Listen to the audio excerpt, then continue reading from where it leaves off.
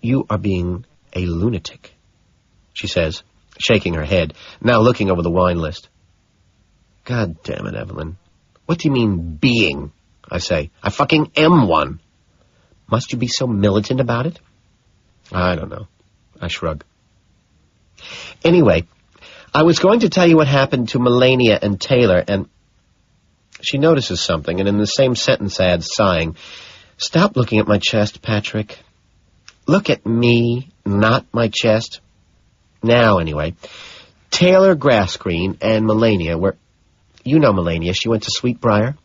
Her father owns all those banks in Dallas, and Taylor went to Cornell. Anyway, they were supposed to meet at the Cornell Club, and then they had a reservation at Mondrian at 7, and he was wearing... She stops, retraces. No, Lasinia. They were going to Lasinia, and Taylor was... She stops again. Oh, God. It was Mondrian. Mondrian at 7, and he was wearing a Piero Dimitri suit. Melania had been shopping. I think she'd been to Bergdorf's, though I'm not positive. But anyway, oh, yes, it was Bergdorf's, because she was wearing the scarf at the office the other day. So anyway, she hadn't been to her aerobics class for something like 2 days, and they were mugged on one of... Waiter, I called to someone passing by. Another drink, J&B? I point to the glass, upset that I phrased it as a question rather than a command. Don't you want to find out what happened? Evelyn asks, displeased. With bated breath, I sigh, totally uninterested. I can hardly wait. Anyway, the most amusing thing happened, she starts. I am absorbing what you are saying to me, I'm thinking. I notice her lack of carnality, and for the first time it taunts me. Before, it was what attracted me to Evelyn. Now its absence upsets me, seems sinister, fills me with a nameless dread. At our last session, yesterday in fact, the psychiatrist I've been seeing for the past 2 months asked, What method of contraception do you and Evelyn use? And I sighed before answering, my eyes fixed out the window on a skyscraper, then at the painting above the Turkin glass coffee table, a giant visual reproduction of a graphic equalizer by another artist, not Annika. Her job. When he asked about her preferred sexual act, I told him, completely serious, foreclosure. Dimly aware that if it weren't for the people in the restaurant, I would take the jade chopsticks sitting on the table and push them deep into Evelyn's eyes and snap them in two.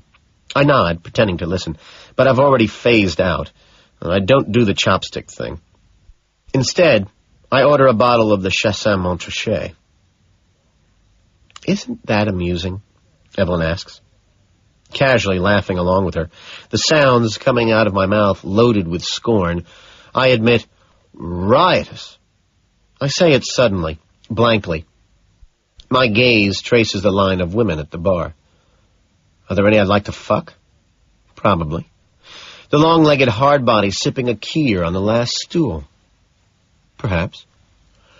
Evelyn is agonizing between the mâché raisin and gumbo salad, or the granitized beet hazelnut baby greens and endive salad, and I suddenly feel like I've been pumped full of Klonopin, which is an anti-convulsive, but it wasn't doing any good.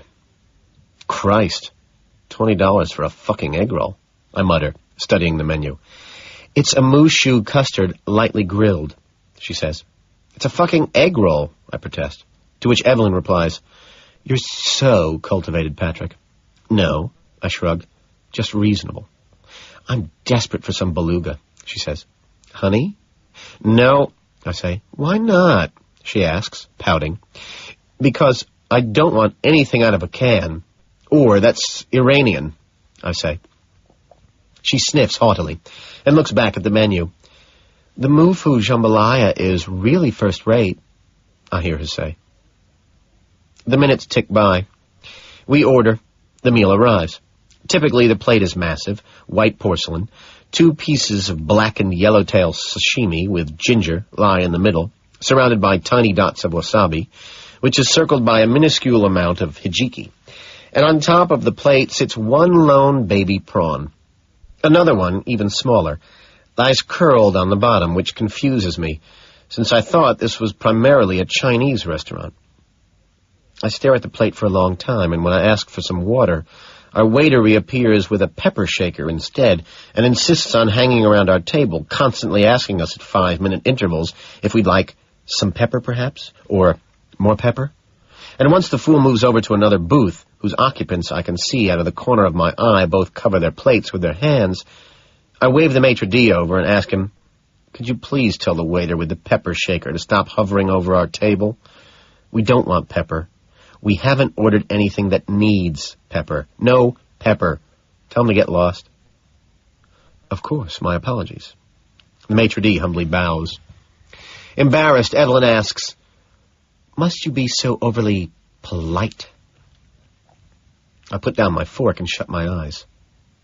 "Why are you constantly undermining my stability?" She breathes in. "Let's just have a conversation, not an interrogation, okay?" "About what?" I snarl. "Listen," she says, "the young Republican bash at the She stops herself as if remembering something, then continues, "At the Trump Plaza is next Thursday." I want to tell her I can't make it, hoping to God she has other plans, even though 2 weeks ago, drunk and coked up at Mortimer's or Obar, I invited her, for Christ's sakes. "Are we going?" After a pause, "I guess," I say glumly. For dessert, I've arranged something special. At a power breakfast at the 21 Club this morning with Craig McDermott, Alex Baxter, and Charles Kennedy, I stole a urinal cake from the men's room when the attendant wasn't looking. At home, I covered it with a cheap chocolate syrup, froze it, then placed it in an empty Godiva box, tying a silk bow around it, and now, in Luke, when I excuse myself to the restroom, I make my way instead to the kitchen, after I've stopped at the coat check to retrieve the package, and I ask our waiter to present this to the table in the box, and to tell the lady seated there that Mr. Bateman called up earlier to order this especially for her. I even tell him, while opening the box, to put a flower on it, whatever, hand him a 50. He brings it over once a suitable amount of time has elapsed, after our plates have been removed, and I'm impressed by what a big deal he makes over it. He's even placed a silver dome over the box, and Evelyn coos with delight when he lifts it off, saying, "Voilà!" And she makes a move for the spoon he's laid next to her water glass, that I make sure is empty. And turning to me, Evelyn says, "Patrick, that's so sweet." And I nod to the waiter, smiling, and wave him away when he tries to place a spoon on my side of the table. "Aren't you having any?" Evelyn asks, concerned. She hovers over the chocolate-dipped urinal cake anxiously, poised. "I adore Godiva." "I'm not hungry," I say. "Dinner was filling." She leans down, smelling the brown oval, and catching a scent of something, probably disinfectant, asks me, now dismayed, "Are you sure?" "No, darling," I say. "I want you to eat it. There's not a lot there." She takes the first bite, chewing dutifully, immediately, and obviously disgusted, then swallows.